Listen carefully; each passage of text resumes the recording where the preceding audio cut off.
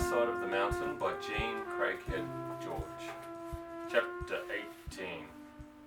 I learn about birds and people. Frightful and I settled down to living in snow. We went to bed early, slept late, ate the mountain harvest, and explored the country alone. Oh, the deer walked with us, the foxes followed in our footsteps, the winter birds flew over our heads, but mostly we were alone in the white wilderness. It was nice. It was very, very nice. My deerskin rabbit-lined suit was so warm that even when my breath froze in my nostrils, my body was snug and comfortable. Frightful fluffed on the coldest days, but a good flight in the air around the mountain would warm her, and she would come back to my fist with a thump and a flip. This was her signal of good spirits. I did not become lonely. Many times during the summer I had thought of the long winter months ahead, with some fear. I'd read so much about the loneliness of the farmer, the trapper, the woodsman during the bleakness of winter that I had come to believe it. The winter was as exciting as the summer, maybe more so. The birds were magnificent and almost tame. They talked to each other, warned each other, fought for food, for kingship, and for the right to make the most noise. Sometimes I would sit in my doorway, which became an entrance to behold a portico of pure white snow adorned with snowmen, and watch them with endless interest. They reminded me of 3rd Avenue, and I gave them the names that seemed to fit. There was Mr. Brackett. He lived on the first floor of our apartment house, and no one could sit on his step or even make a noise near his door without being chased. Mr. Brackett, the chickadee, spent most of his time chasing the young chickadees through the woods. Only his mate could share his favourite perches and feeding places. Then there was Mrs. O'Brien, Mrs. Calloway, and Mrs. Federio.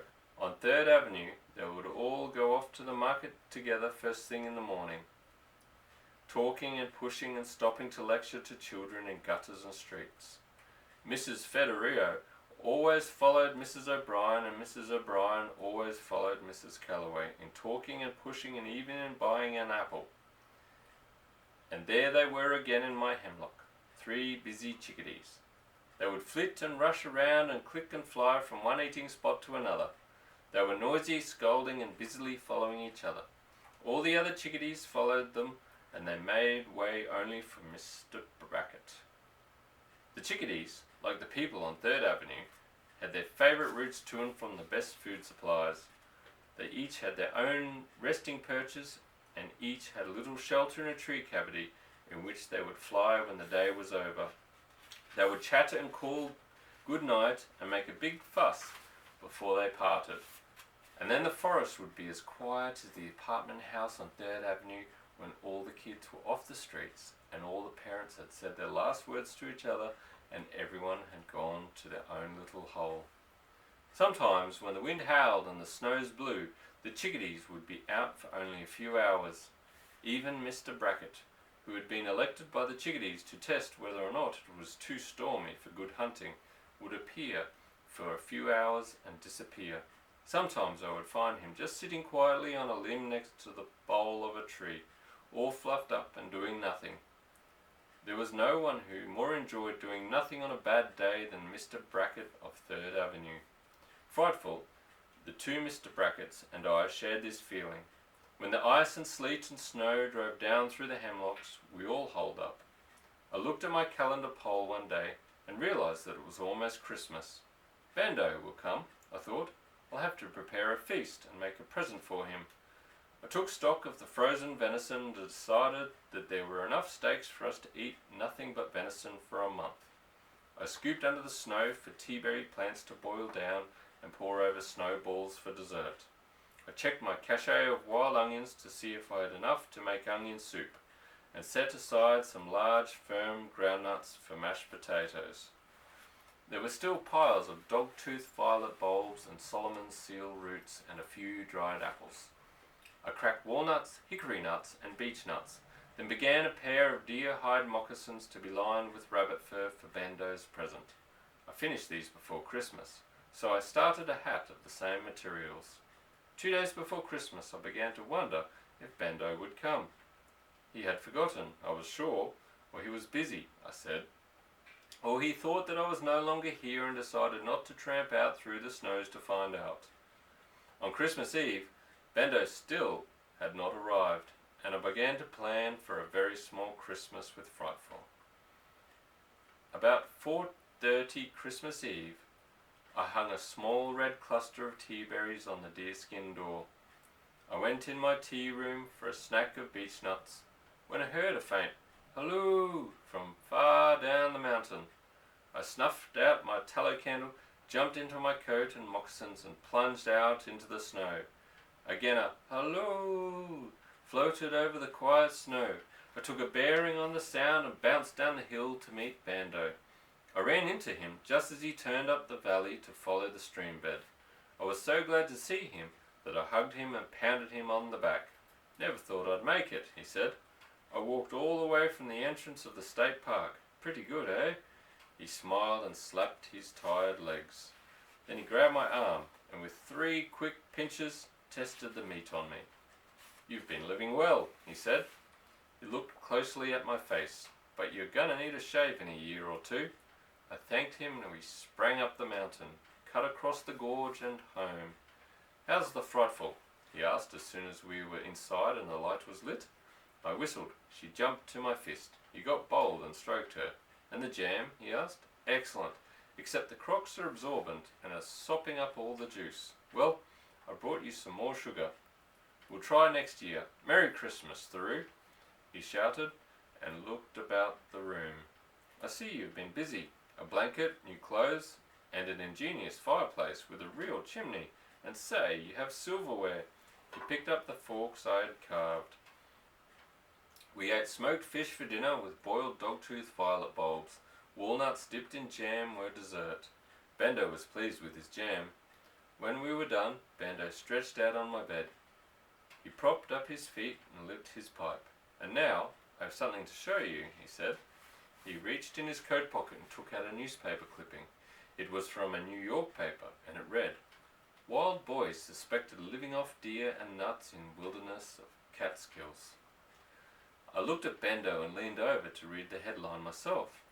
"Have you been talking?" I asked. "Me? Don't be ridiculous. You've had several visitors other than me."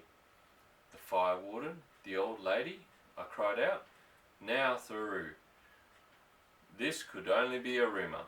Just because it is in print doesn't mean it's true. Before you get excited, sit still and listen." He read, "Residents of Delhi in the Catskill Mountains report that a wild boy who lives off deer and nuts is hiding out in the mountains. Several hunters stated that this boy stole deer from them during hunting season." "I did not," I shouted. "I only took the ones they had wounded and couldn't find."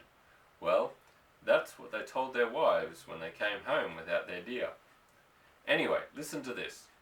This wild boy has been seen from time to time by Catskill residents, some of whom believe he is crazy." Well, that's a terrible thing to say. "Just awful," he stated. "Any normal red-blooded American boy wants to live in a tree house and trap his own food. They just don't do it, that's all." "Read on," I said. "Officials say that there is no evidence of any boy living alone in the mountains, and add that all abandoned houses and sheds are routinely checked for just such events. Nevertheless, the residents are sure that such a boy exists. End story." That's a lot of nonsense. I leaned back against the bedstead and smiled. "Ho ho, don't think that ends it," Bando said, and reached in his pocket for another clipping. This one is dated December 5th. The other was November 23rd. Shall I read? Yes. "Old woman reports meeting wild boy while picking strawberries in Catskills." Mrs. Thomas Fielder, 97, resident of Delhi, New York, told this reporter that she met a wild boy on Bitter Mountain last June while gathering her annual strawberry jelly supply. She said the boy was brown-haired, dusty, and wandering aimlessly around the mountains. However, she added, he seemed to be in good flesh and happy. The old woman, a resident of the mountain resort town for 97 years, called this office to report her observation. Local residents report that Mrs. Fielder is a fine old member of the community. who only occasionally sees imaginary things. Bando roared. I must say I was sweating, for I really did not expect this turn of events. And now, went on Bando, and now the queen of the New York papers. This story was buried on page 19. No sensationalism for this paper. Boy reported living off land in Catskills. A young boy of 17 or 18 who left home with a group of Boy Scouts is reported to be still scouting in that area, according to the fire warden of the Catskill Mountains. Evidence of someone living in the forest, a fireplace, soup bones, and cracked nuts was reported by Warden Jim Handy, who spent the night in the wilderness looking for the lad. Jim stated that the young man had apparently left the area, as there was no evidence of his camp upon a second trip. What second trip? I asked. Bando puffed his pipe, looked at me wistfully, and said, Are you ready to listen? Sure, I answered. Well, here's the rest of it. There was no trace of his camp on a second trip, and the warden believes that the young man returned to his home at the end of the summer.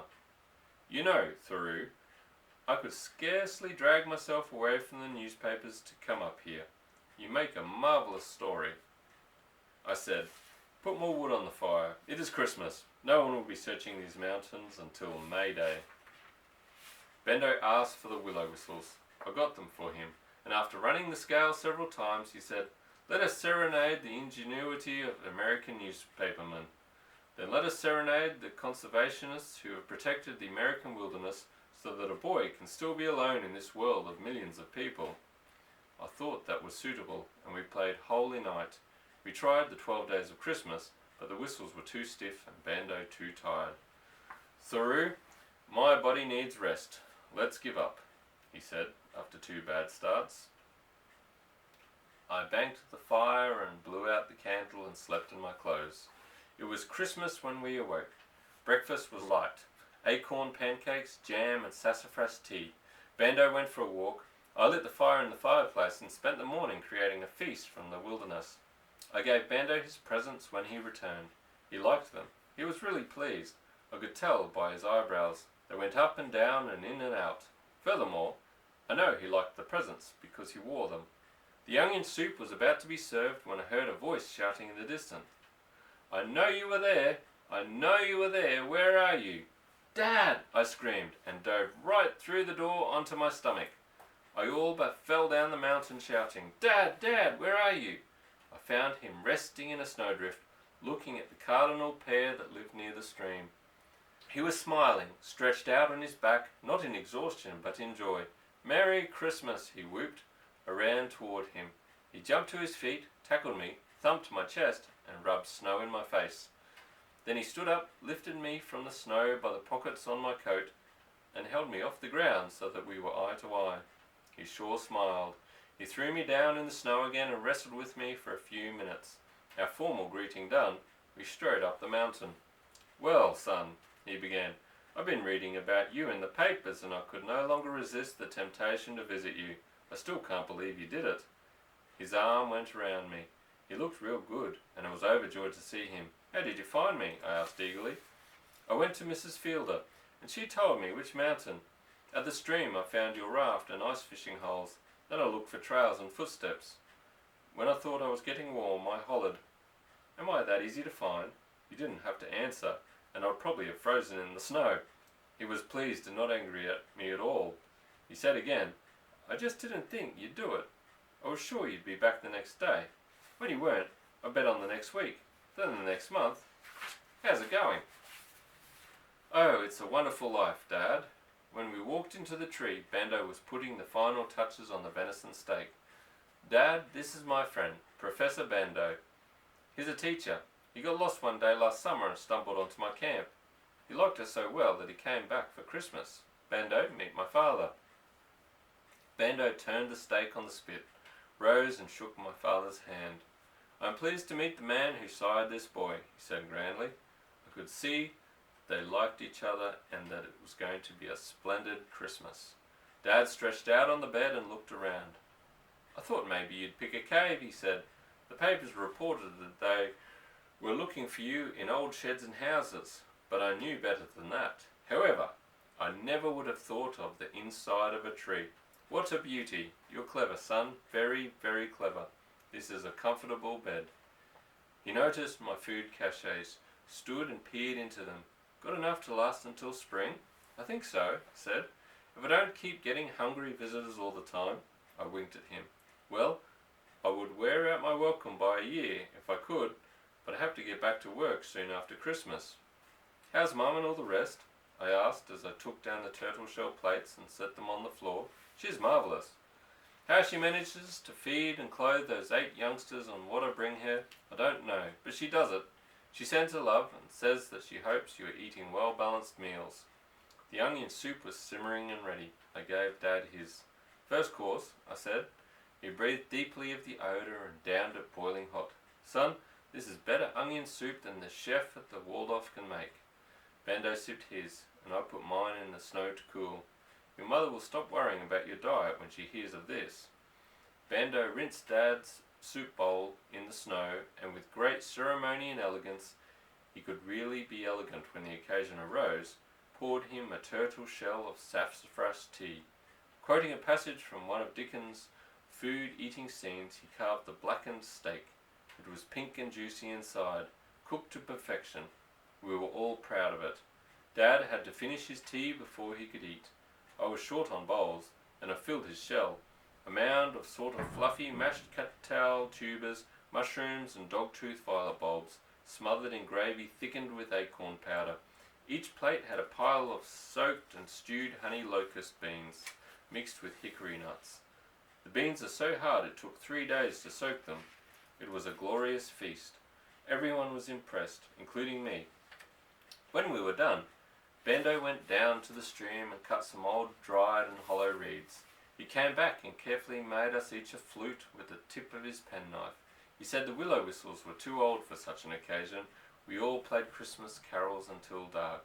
Bando wanted to try some complicated jazz tunes, but the late hour, the small fire dancing and throwing heat, and the snow insulting us from the winds, made us all so sleepy that we were not capable of more than a last slow rendition of taps before we put ourselves on and under skins and blew out the light. Before anyone was awake the next morning, I heard Frightful call hungrily. I'd put her outside to sleep, as we were very crowded. I went out to find her. Her Christmas dinner had been a big piece of venison, but the night air had enlarged her appetite. I called her to my fist, and we went into the meadow to rustle up breakfast for the guests.